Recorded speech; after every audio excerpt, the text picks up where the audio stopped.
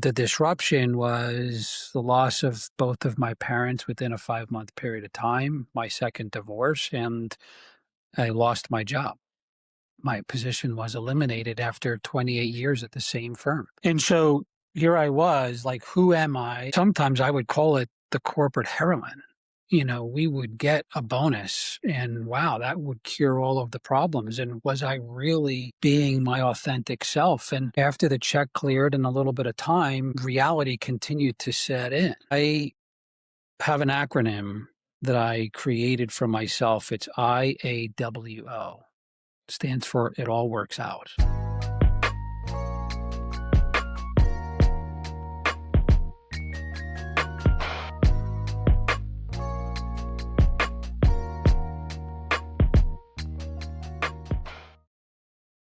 Today I'm talking with Joel Hempel. Joe spent 30 plus years in financial services, helped grow a business from $200 million to over $22 billion. He now runs Fernweh Guided Expeditions, taking people into wild places where real conversations happen around the campfire, not a conference room table. This is a conversation about what it costs to play a role you didn't write, the faith it takes to walk away, and what you find when you stop performing and start choosing. Welcome to the Midlife Remix. Thanks, glad to be here. So I wanted to start how it happened that you left the corporate world and jumped into the wilderness. I was always in the wilderness, even as a child. And I think it was making a decision to spend more time in a place that I loved. My journey professionally was right out of college. I went to Wall Street and got the bug for the finance world and was there for 30 years. And did everything that I thought everybody wanted me to do, which was climb that ladder and get the titles and the promotions and the compensation and wear the suits and cufflinks and all the things that came along with that. And I would never trade it for anything. The question then became, after some what I call disruption in my life, where I really had to look myself in the mirror and say, who am I and what do I want to be? What am I supposed to be doing with this opportunity? And so that was probably one of the hardest periods of my life for a lot of reasons.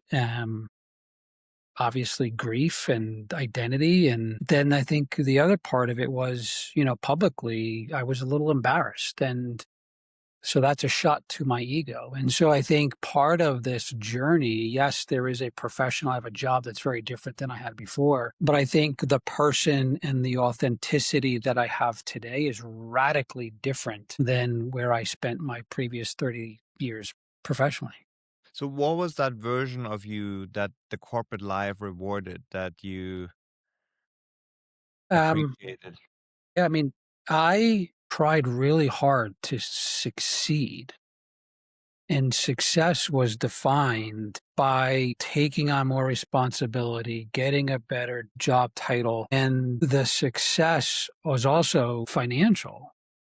So I think part of my journey is really being able to gain that clarity and peace and authenticity for who I am and what were really important to me. And that was, part of the journey after the disruption was, what did I want to do with my life? Would you have left if you didn't have that disruption? My quick answer would be yes, but I always believe that you don't know till you know. And I wanted to leave for a long time, and they made the hard decision for me. I would tell you, I was planning to leave after my next bonus check cleared. That was what was in my heart. Now, would I have actually pulled the trigger to do that? That's a hard decision to make. And, we would have an impact on my life financially and professionally and all the things. But when it's made for you, that was an embarrassing professional moment to be told your job's eliminated. You've got 2 weeks, get your stuff and get out. I'm like, wait, I've been here for 28 years. Like, this has been my life. I've sacrificed my family and my time. And, how did this just happen? And I made the decision to not run back into the fire, because the traditional move would be to go back into the financial services business because it's what I knew for 3 decades. Yeah.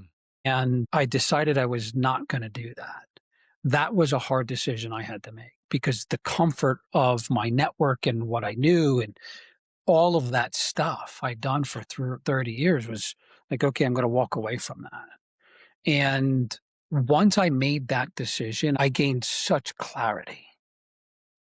And you're filled with a lot of fear of the unknown and fear of just not knowing. Like I never started my own business. Yeah.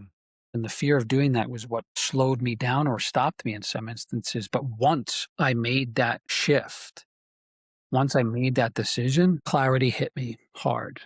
And I read a book called The Lion Tracker's Guide to Life, and Boyd Vardy is the author of it. And there's a quote that repeats throughout the book.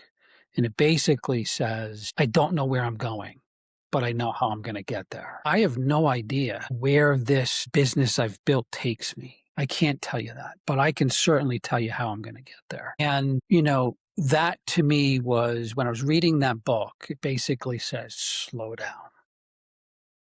He's a legitimate lion tracker in Africa, right? Like, and he talks about tracking animals and he brings to life some of the things that were so helpful for me at that time, Steve. I went to a retreat and during the retreat, the guy who was leading it says to somebody, well, what's your superpower? And he says, I fix shit. And it was magical to me because here was this emergency room doctor that personally and professionally knew what a superpower was. He's like, I just fix stuff. And I walked away going, I don't I know what I'm good at, but what is my superpower? And am I getting paid to do it? Hmm. And that was a question that I left. And it took me months of journaling, of just reflecting. And what I realized for a long time is today I would define my job as a guide, but I've been a guide for a long time. And so when I found what was at that core of helping people gain confidence, whether that was through mentorship, whether that was through managing people, those were the things that I realized I was already doing. And here I was just doing it in a different medium. I love that because it moves away from fear and it moves to opportunity and love. Yeah. And I think that that's the hardest part for people is to get over their fear. What enabled you to get over your fear? Somebody said this to me years ago.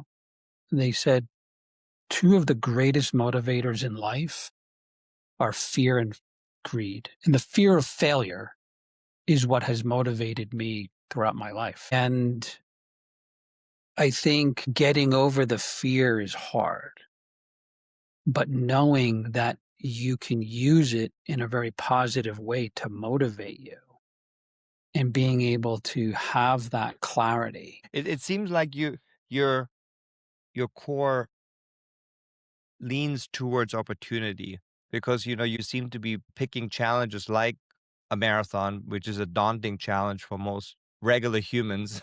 And then of course, like your biggest endeavor. But yeah, so I think that there's some kind of inner belief that you have. When I think about my journey, how you manage fear, it's always going to be there. You're not going to get rid of it. There are people that say they're fearless, and I think we all have it. We all manage it differently. And there's another book that I'll share with you, Steve. That The Power of Now, Eckhart Tolle. It made me realize that this you can only have today. You only have right now, and part of that was like a reflection on the passing of some of very close friends and my parents. Like, I only have today. And if I want to be something that I believe society thinks I should be, or some company thinks I should be, and I'm not my authentic self, I'm cheating myself of life. And the book basically positions it as three things. The past you can't change. The future is some movie you're going to create with some level of fear or anxiety. And that's what I've realized. Like, I had a lot of anxiety over a movie I created. And once I brought back together this concept of I'm here today, death, divorce, job loss, children, all that stuff, and anything that happened is behind me. Deal with today, focus on what you can. And I have an acronym that I created for myself. It's IAWO. Stands for It All Works Out. Those moments of trauma when you realize you just have to let go. It will all work out. And it did. And it didn't go as I planned. And it never does. Just stay in the now and manage that anxiety, fear, whatever that emotion is, to just stay here and you deal with what's on the table today. Yeah, and as part of that is also getting fired too, right? I think that that's also important for our kids to know that you can get fired and that's not the end of the world. And I think it's also important for our listeners to understand that if you got fired, it's not a big deal. We all of us, or most of us did. And, today I tell people I'm the healthiest I've ever been. And it's not because of the number that comes out on the scale. It is mental, spiritual, physical, like the holistic self. Where I am today, I wouldn't change anything. That took a lot of work to get to that place. But having that sort of experience of losing your job to then get here and go, well, that's just one bump in the road of life. And the transitions are often much longer than we anticipate them to be. And that's the scary part. And I think also that later on, when we got past the transition, we sort of retrofit our narrative of our career and our lives in a very sort of smooth way. But if we're honest with ourselves, that transition or these transitions are never smooth and they're always painful. Yeah. And they never go as planned, right? Like you give me the roadmap of life. I'd love to have it. It doesn't exist. There's a level of being courageous. There's a level of curiosity. Some might call it ignorance, but I think I've always told people be voraciously curious, like ask all of the dumb questions. And that for me has paid off because I'm no longer afraid to ask the stupid question. I am far from the brightest person in the room, far. But I want to learn, I want to absorb and grow. And that curiosity and that desire is what fuels some of my ambitions today. And being able to be a guide, to instill confidence in people, to build a community is part of my superpower. Today, I do it in amazingly cool places that are not a conference room or a boardroom. At the end of the day, the person walking away from me after that experience is somebody that has been brought into as part of a community and family and walks away with a level of confidence they didn't have before then. And that is the most gratifying part of what I do today.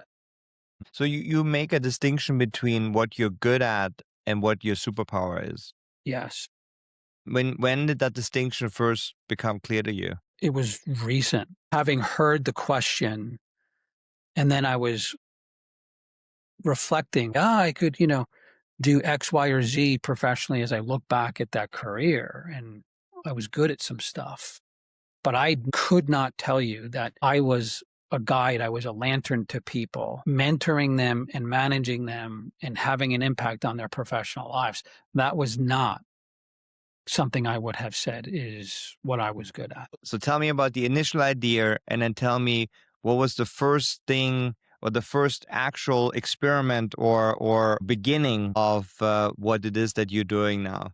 I grew up in New York and my dad was taking us to the Adirondack Mountains in the 70s and 80s to go canoe camping. So I've always been outdoors. I wanted to do was three things. I wanted to help build that community of people.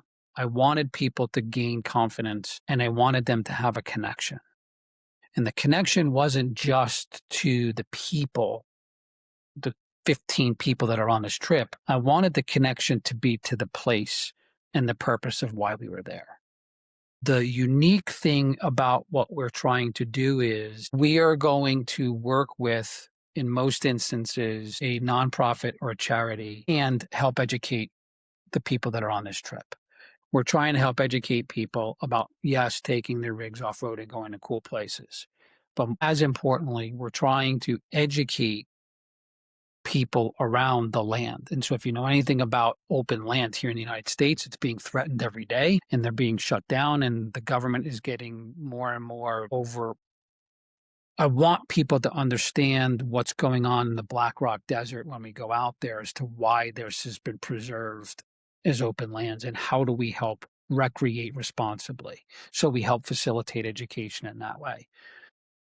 To marry that with this superpower conversation, I've now built an arena, playground that brings 15 strangers together and we're sitting around a campfire. I have now made a choice every time that happens to facilitate a conversation, to probe and get people connected, to ask hard questions. And I promise you the conversation on day one around that campfire is radically different than on day 3 or 4. And by having this ability to just lob a question into the middle of this group and see how people respond to it is very purposeful. And so now I'm trying to help people make those connections. And you move from people making introductions. Hi, I'm Bob from wherever, and I'm on this trip to do whatever. You leave with hugs and tears. And it's, to me, I've built this audience and this arena to facilitate that sort of connection. And that becomes part of the purpose around what we're doing. So what gets people to from this first campfire to the point where they are hugging and crying? Trust and vulnerability. And now they sit around and I would just connect people through locations, through shared interests, whatever it is. And then you get people to open up because now there's a bond, now there's trust involved. And that to me is the power of getting people to be vulnerable, is once they trust you, that this is a safe place, that you've got somebody that's going to guide you, yes, off road and these trails, cool, but he's also going to connect you. He's also going to take care of you. And you get people to share some of their deepest, darkest moments very quickly. It surprises me. So you ask for that or does it just emerge? I don't ask people to share, but I'll facilitate a question. I was taught this recently that most of our there's a bell curve of conversations, and the the vast majority of what we're talking about is things like the weather. I don't want to say meaningless, but it's not very deep. The tails, that 5 or 10% on the edges, is where I want to spend a lot of time. And I really want to sincerely understand and find ways to connect with people. I met a guy and he said, I want, within 5 minutes of us meeting each other, he says, I want to take this conversational and have it be somewhat spiritual. And we just dove into the deep end of the pool about our lives, about our journey. And I'll never forget him saying that to me because it's where I want to spend most of my time talking to people. Not, I'm excited about the Masters starting this week. That's cool. But I want to spend time about you and how can we connect about deep, meaningful stuff because we have a finite amount of time here and be impactful. And I think that there's a general yearning for that because our society has gotten so superficial partially because we got so polarized that people are afraid to share anything real. But I think when you give people an opening to be real and to be deep, most people actually will embrace it and will be so happy that they have the opportunity to finally talk about something that goes beyond, the weather and sports. You said that the regret isn't the 30 years in finance. The No. regret is how authentic was I with myself. Yeah. That's really a deep question. And where are you with it now? Because I have found peace and clarity, I have no regrets. Zero. My past does not define me today nor tomorrow. It shaped me. I am extremely grateful for the 30 years that I was able to learn and grow and connect and do all the things that I was able to do. Like, I would not change a thing, but I do wish that I could have been more authentic as to who I wanted to be versus who I thought people wanted me to be. So even if you don't want to wouldn't go back and change anything, what advice would you give to that guy in the hammer's tie? Just one honest thing. What would it be? I would make certain that I lived for today, that I was present, that I stayed here versus the dreaming is healthy. Being able to dream is extremely healthy. Worrying about the future is not. And I spent a lot of time worrying. And so I think if I were to go back, I would say continue to be curious, continue to push, continue to find adventure, continue to explore, do all those things. Dream and dream big, dream irresponsibly, but don't allow your wandering mind to create anxiety in a movie that is going to be destructive. It could be more productive. So what would be two things someone listening today could begin now if they're navigating a similar transition that you have gone through? I'm going to give you three. I would go through the exercise of figuring out what is your superpower. Hmm.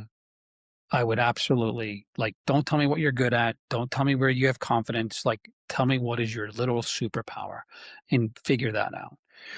And I don't care where you are in your professional journey, whether you're content and happy where you are, but just have that awareness because it'll give you, in my opinion, it gave me a lot more confidence in who I was and what I was and where I was able to have an impact. The second piece is, I think it is this staying present, come back to the present. I spent a lot of time reflecting on the past and where I did good and where I could have done better. But I want everybody to think about the fact that we only control today, right now, right here. None of this matters on the other ends. None of it. Whether it's in the future and I want to worry about where my next paycheck is going to come from, or I want to worry about whatever. The third thing that and I share this with my kids, what hasn't worked out? I believe it will all work out. IAWO, it will always work out. And it may not come as we planned or we wanted. It very often sometimes is a curveball. And what I wanted, I didn't get. But I'm trying to share that with my kids to say, please stop worrying. You will find the job. You will build a career. It will work out, I promise you. It's not going to be perfect. There's going to be some dark, hard, difficult, challenging moments, but you'll get through it. And those are the three things. Find your superpower, stay in the present, and realize it's all going to work. Those are great starting points for our listeners. Thank you so much for your time, your insight, and your generosity. It was lovely to have that conversation, and I encourage anyone to go to your website and check out the wonderful places that you take people to, and the conversations that they're and explorations of their self that they're going to have through those journeys. Well, Steve, thank you very much. I appreciate the work you're doing. and the help you're giving to people, and I'm glad to be part of it. So thank you.